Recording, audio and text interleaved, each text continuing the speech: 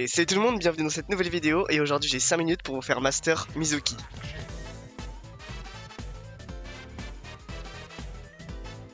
Alors je vais vous parler de son gameplay et je vais vous donner quelques tips qui vont vous permettre de vous améliorer et monter en ranked.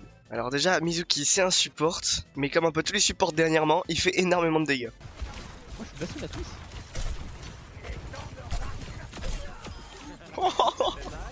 Mizuki c'est un support qu'il va falloir jouer sur les deux flancs, un peu en attaque, un peu en défense. Pensez à attaquer et en même temps à heal ses coéquipiers, c'est vraiment fondamental sur Mizuki. Le but de son gameplay ça va être de rester autour de sa team, et dès qu'on a une possibilité, s'écarter un peu sur le côté, utiliser son shift pour passer derrière l'ennemi ou à côté de l'ennemi, essayer de prendre un kill en mettant des attaques et son E, et puis retourner sur sa position pour heal ses coéquipiers. J'appuie vraiment là-dessus parce que c'est vraiment ce qu'il faut faire pour être un monstre sur le personnage. On va pas se cacher que le heal sur Mizuki il est pas énorme, et pour avoir un heal un minimum considérable, il faut absolument faire des dégâts. Comme vous le voyez sur le gameplay en fond, la jauge qui est au milieu de l'écran, elle augmente en fonction des dégâts que vous faites. Elle peut monter jusqu'à 4 fois le heal de base. Et honnêtement, avant d'arriver entre 3 et 4, votre heal est complètement inutile. Il faut vraiment se mettre dans l'idée que ça c'est vraiment un heal passif pour heal un peu tous les alliés et aider votre premier healer. Le seul vrai heal sur Mizuki c'est son chapeau. Il a 2 charges avec un cooldown de 5 secondes. Ça va permettre de heal 3 personnes en même temps car le chapeau va rebondir sur 3 personnes avant de revenir vers vous. Et chaque personne touchée par le chapeau va être heal d'environ 90 points de vie. A savoir que même si vous avez 2 charges, quand vous lancez votre chapeau, vous devez attendre qu'il revienne avant de le relancer. Étant donné que vous avez que un heal passif et que 2 chapeaux, vous allez tout le temps énormément faire de dégâts. Si vous jouez bien Mizuki, vous allez voir que vous allez être souvent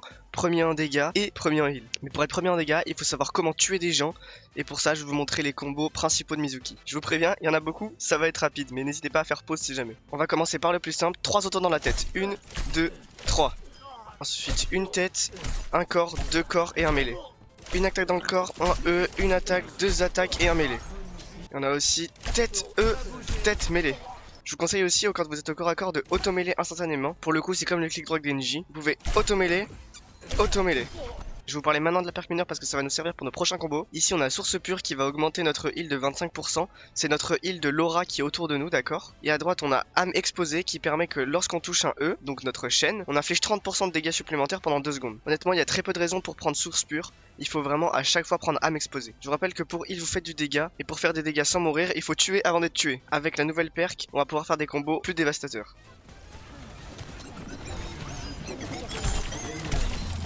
J'ai changé d'avis. J'essaie juste d'aider.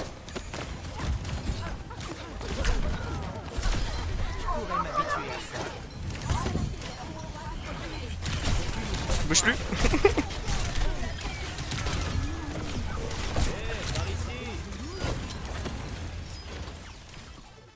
On va pouvoir faire une auto dans le crâne, un E, une auto dans le crâne et c'est mort. On va mettre une auto dans le corps, un E, une auto dans le crâne, un coup de poing. Je pourrais m'habituer à Ou encore auto, E, auto, auto. E, tête, point et point. dégâts. Enfin, maintenant qu'on a à peu près tous les combos, ce qui va être important de faire, c'est vraiment de mettre un shift à chaque fois avant. Pourquoi? C'est très simple. On est derrière notre team, on va shift pour aller essayer de prendre une position un peu écartée, un peu sur le côté. On va essayer de one-shot quelqu'un avant de revenir sur notre position avec le shift. Vous pouvez peut-être le voir un peu avec le gameplay derrière, mais je vais vous montrer juste vite fait ce que ça rend dans le champ de tir. Ce que je vous conseille de faire vraiment, c'est au début vraiment essayer de poke un maximum. En pokant comme ça, vous allez pouvoir augmenter votre jauge de heal, ce qui va vous permettre d'être plus fort, jusqu'à avoir votre première perk. Et quand vous avez votre première perk, vous pouvez commencer à faire des folies. Et à commencer à tuer des gens un peu comme ça et revenir sur votre position tout en healant vos alliés.